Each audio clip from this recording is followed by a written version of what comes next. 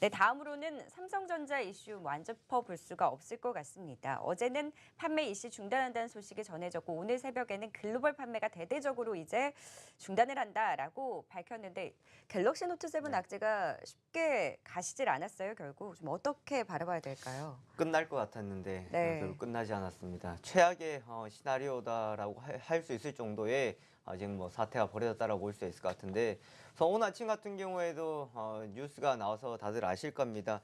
교환품에 대해 판매 교환을 전체적으로 잠정 중단한다라는 소식이 전해졌었는데, 사실 어제 주가도 큰 폭의 하락세를 보였다가 막판에 좀 반등은 나왔습니다.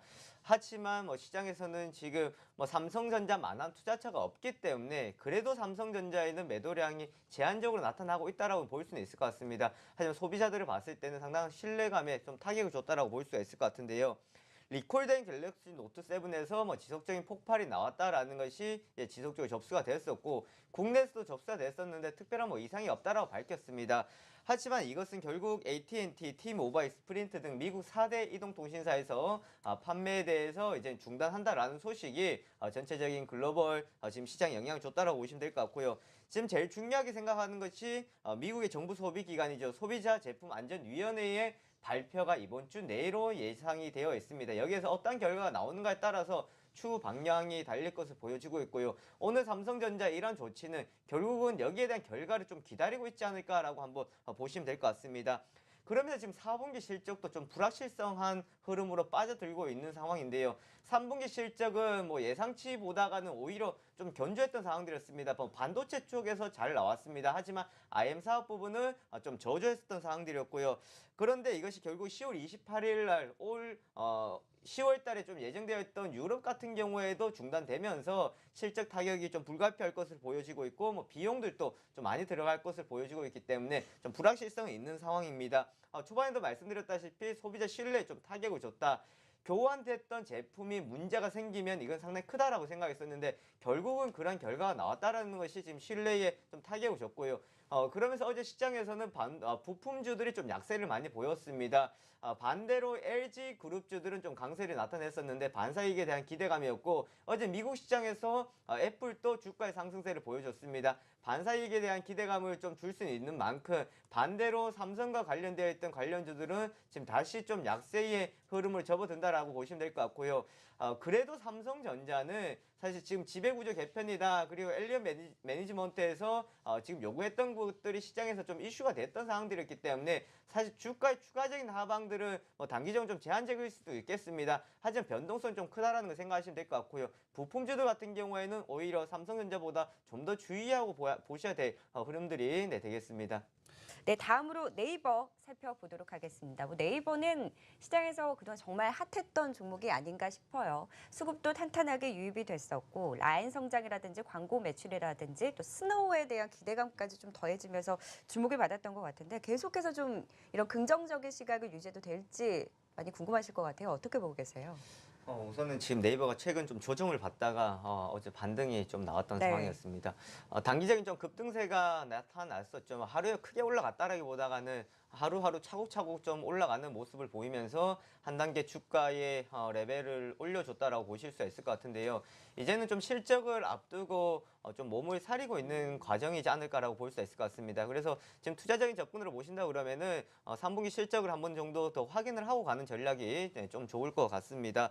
견조한 실적이 결국은 네이버의 주가의 상승에 이끌었다라고 보시면 될 것 같은데요. 지금 시장에 나오고 있는 것이 지금 3분기 매출액이 뭐 1조 원 이상 육박할 것을 보여지고 있으면서 사상 최대 매출이 기대가 되고 있는 상황입니다.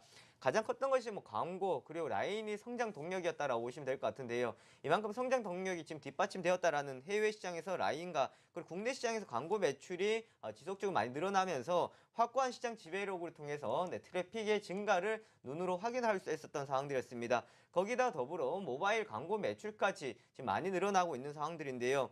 그만큼 지금 시장에서 네이버가 점유하고 있는 것은 상당히 크다라고 보시면 될 것 같습니다.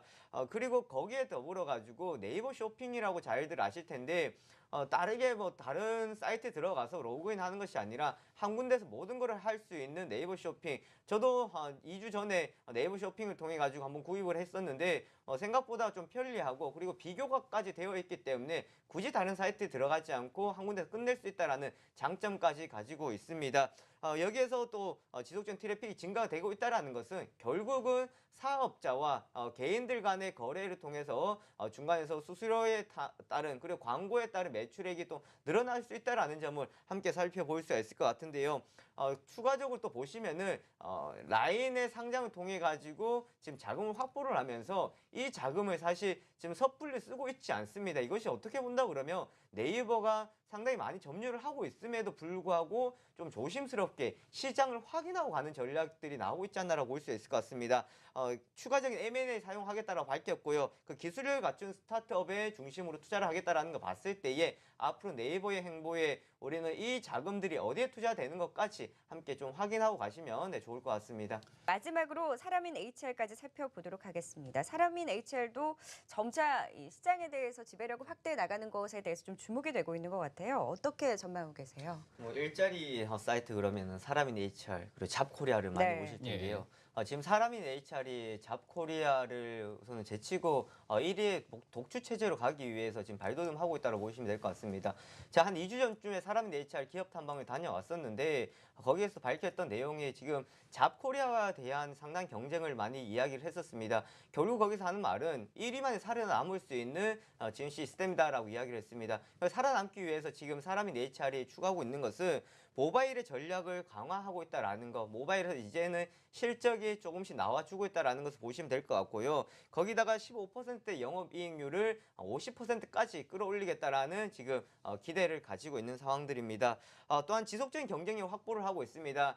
우리가 어디에 이력서를 내려고 하더라도 나에게 맞는 곳에 이력서를 낼 수 있도록 아바타 서치라 해가지고 빅데이터를 이용한 조금 더 확률이 높은 곳에 이력서 내거나 구인 구직을 할 수 있는 시스템이 구축이 되고 있다는 것을 보시면 되겠고요. 또한 재능넷이라고 잘 아실 텐데 오투잡을 통해서 용역 거래를 하는 것을 지금 시작을 하고 있습니다. 이것은 뭐 매출은 크게 발생하고 있지는 않지만 그만큼 우리 일자리에 관련해 가지고 지속적인 지금 투자가 들어가고 있다는 것을 보시면 될 것 같고요. 마지막으로 지난주였습니다. 문재인 대표 싱크탱크 연설에서 양질의 일자리를 창출하겠다는 것을 밝혔습니다. 결국은 지금 정책적으로 봤을 때 일자리 관련해 가지고 이슈가 계속 나올 수 있기 때문에 기존의 실적 플러스 알파로 이러한 단기적인 이슈가 시장에서 관심을 받을 것으로 생각이 되고 있습니다. 김영철 대표는 또 어떤 전략 세워주실 수 있을까요? 네, 지금 뭐 박스권 흐름에서 좀 수급에 공백이 생길 수밖에 없는 지수에 상당히 위치이기 때문에요.